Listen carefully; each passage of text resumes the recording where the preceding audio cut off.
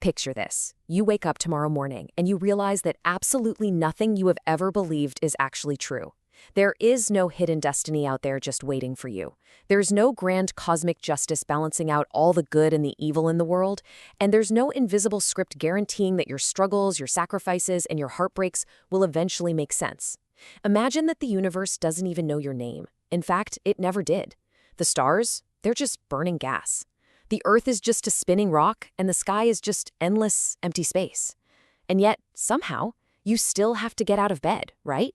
You still have to love, you still have to dream, and you still have to figure out how to live. Hey everyone, and welcome to This Explainer. Today, we're diving into something kind of heavy, but absolutely fascinating. The terrifying realization that life might not have any inherent, prepackaged purpose. We're going to break down 3 of the most influential philosophies that were born directly out of this realization. We're talking about nihilism, existentialism, and absurdism. Now, why focus on these 3?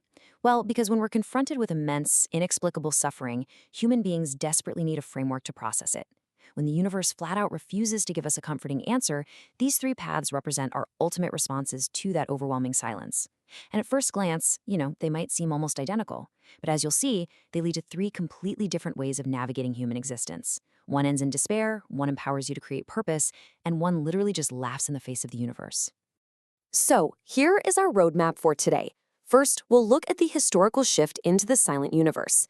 Then, we'll explore nihilism and the void. Third, existentialism and creating your own meaning. Fourth, absurdism and Albert Camus. And finally, we'll talk about choosing how to actually live. Let's jump right in. Part 1. The silent universe. Humanity loses its center.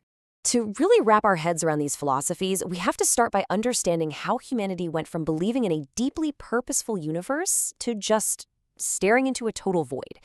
For thousands of years, religion, tradition, and culture, they answered all the big questions for us. Life had a deliberate purpose, and we were the main characters situated right at the center of existence. Everything around us was supposedly built for us and watched over by something greater. But then, science exploded. During the scientific revolution, we found out the Earth wasn't actually the center of the universe. And as we moved into modernity across the 18th and 19th centuries, rapid secularization and the collapse of old beliefs decentered humanity even more. Think about what that actually felt like for people living through it. The comforting stories that had held entire societies together for millennia were just dissolving overnight. The absolute certainty of an afterlife or some divine plan evaporated. We realized we weren't the center of nature. And honestly, we might not be the center of anything at all. What remained, echoing back at us, was just a cold, indifferent silence. Part 2. Nihilism and the void. When meaning dies. That deafening silence I just mentioned, it gave birth to one of the darkest responses in human history, nihilism. The word itself comes from the Latin term nihil, which literally means nothing. It first popped up as a philosophical concept back in 18th century Germany through thinkers like Friedrich Jacobi, and was later popularized in 19th century Russia by writers like Ivan Turgenev in his novel Fathers and Sons. Now, when this idea first hit the intellectual scene, it was a massive shock to the system. It was the ultimate intellectual rebellion. Nihilism basically rejects the existence of any objectively meaningful purpose, moral value, truth, or even knowledge. The crucial takeaway here is that nihilism doesn't just question meaning, it questions whether meaning ever existed in the first place. If morality is just a biological quirk, and the sun is eventually going to swallow the earth anyway, what difference do your ambitions, your moral victories, or your heartbreaks actually make? To a pure nihilist, the answer is none. But we have to make a really important distinction here because there's a vital nuance within this philosophy. On one hand, we have existential nihilism. This is the view that destroys inherited meaning and argues that human life has absolutely no objective purpose. But on the other hand, we have cosmic nihilism. Championed by thinkers like Bertrand Russell, this view sees humanity not just as purposeless, but as a totally insignificant, accidental byproduct of blind cosmic forces. If you're a cosmic nihilist, reality isn't just empty, it's completely unintelligible, chaotic, and utterly indifferent to human aspirations. You are literally just atoms bumping into other atoms on a tiny wet rock floating in space, and the universe doesn't care one bit if those atoms organize into a beautiful symphony or a horrific tragedy. And that brings us to Friedrich Nietzsche. He saw nihilism coming like a massive, terrifying cultural storm. He famously wrote, "God is dead, God remains dead, and we have killed him." Now, a lot of people misinterpret this. He didn't mean it as some triumphant atheistic victory lap. It was a dire warning. The loss of traditional values because of secularization leaves this enormous, gaping empty space in the human psyche. And here's the thing. Human beings cannot tolerate meaninglessness for very long. The psychological toll of that void is staggering. Without a foundational truth to stand on, Nietzsche worried society would collapse into pessimism, endless anxiety, and destructive tribalism. That void is terrifying, and coping with it is something we all struggle with. Part 3. Existentialism. Creating your meaning and the burden of freedom.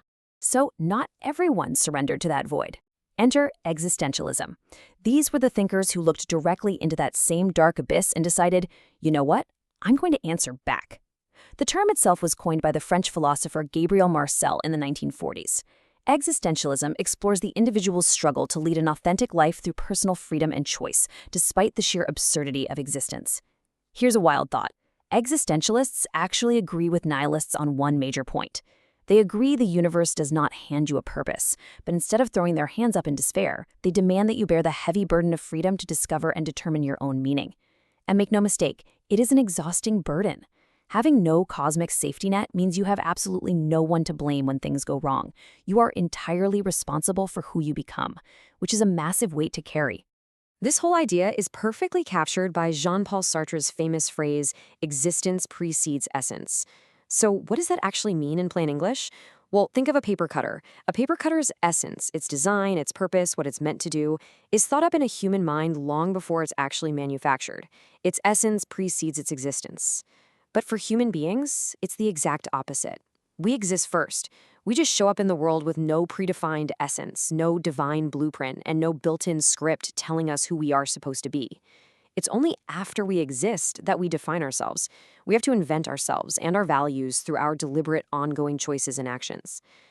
Now, people confuse these two philosophies all the time, so let's clear it up, because the contrast is huge. Nihilism says meaning never existed, therefore nothing matters, period. It stops right there, trapped in passive despair. Existentialism, on the flip side, says, okay, meaning doesn't exist inherently in the universe, so you must create what matters. It violently pivots away from passive despair and turns toward empowering active creation. You and you alone are responsible for giving your life value. The canvas is completely blank. Yes, that is terrifying, but it also means you're the only one holding the paintbrush. Part 4. Absurdism and Albert Camus. Laughing at the universe. So there is a third option, absurdism. This philosophy has precursors going all the way back to the biblical book of Ecclesiastes and the plays of Shakespeare, but it was really defined by one man, Albert Camus. And to understand absurdism, you really have to understand Camus himself, because his life was incredible. Born in 1913 to a very poor family in French Algeria, he was what's called a pied noir, a person of French descent born in Algeria. He lived through the absolute devastation of World War II, and he didn't just watch from the sidelines. He actively put his life on the line in the French resistance as the editor of the outlawed underground newspaper called Combat. His first-hand experiences with extreme poverty, the dangers of the resistance, and the senseless violence of war profoundly shaped his worldview. And yet, out of all that trauma and suffering, he wrote masterpieces like The Myth of Sisyphus and won the Nobel Prize in Literature at just 44 years old. He wasn't some guy philosophizing from a cozy ivory tower. This was a man who saw the absolute darkest parts of the 20th century and still fought tooth and nail for human dignity. Camus defined the core of his philosophy, the absurd, in a really specific, brilliant way. He argued that human beings aren't inherently absurd, and the universe isn't inherently absurd either. The absurd only emerges in the collision between the two. It's the violent juxtaposition between our endless, desperate desire for answers, significance, and clarity, and reality's complete, cold silence. Think about how this feels in your own life. Every single day, we wake up, eat, commute, work, sleep, and do it all over again. The days blur into weeks, the weeks into years. And then suddenly, out of nowhere, that mechanical routine breaks down. You look in the mirror or stare out the window, and you're hit with this profound, sinking feeling of, wait, there must be something more to all of this. We shout our deepest questions into the void, literally begging for a reason, but the universe gives absolutely no reply. That agonizing silence, that is the absurd. So when you're faced with this unbearable absurdity, Camus argued you really only have three choices. Option 1 is suicide, escaping existence entirely. But Camus vehemently rejected this. He saw it as cowardice. It doesn't actually solve the problem, it just ends the confrontation. Option 2 is what he called philosophical suicide, or a leap of faith. This happens when you try to escape the absurd by adopting unjustified religious or philosophical beliefs, basically forcing a meaning that simply isn't there just to make yourself feel safe. He rejected this too, calling it a betrayal of human reason. That leaves option 3, which Camus believed was the only defensible choice: recognition. This means defiantly accepting the absurd. You look at the totally meaningless universe, you nod, and you choose to live passionately, fully, and rebelliously anyway. He illustrated this perfectly using the myth of Sisyphus. Sisyphus was the guy in Greek mythology condemned by the gods to push a massive boulder up a mountain for all of eternity. Every time he reached the top, the rock would just roll all the way back down.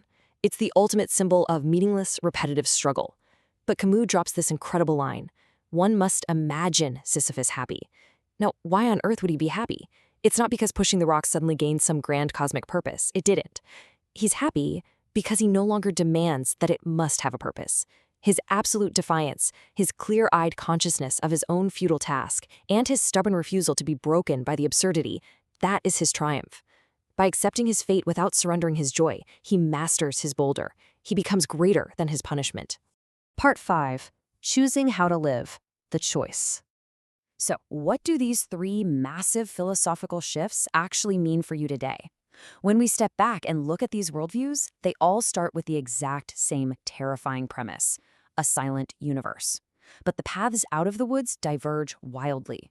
If you lean toward nihilism, you conclude that nothing matters, so you just endure the void or perhaps succumb to the weight of it. If you step onto the path of existentialism, you acknowledge there's no inherent meaning, so you take on the awesome, exhausting responsibility of your own freedom. You have to create what matters through your choices. And if you embrace absurdism, you say, yes, the universe is silent and will absolutely never explain itself to me. So my ultimate rebellion is to live, to smile, to love, and to create defiantly anyway. You know, perhaps the universe will never hand you a hidden destiny. Perhaps there is no neat final answer waiting at the end of your long journey. But maybe the point was never to find an objective meaning handed down from the stars. Maybe the whole point was becoming the person who keeps walking, who keeps loving, and who keeps inventing themselves, even after realizing the void exists. The universe owes you absolutely nothing. And yet, somehow, you still have today. What you do with it is entirely up to you. So I'll leave you with this one final thought. The universe may be silent, but what will be your response?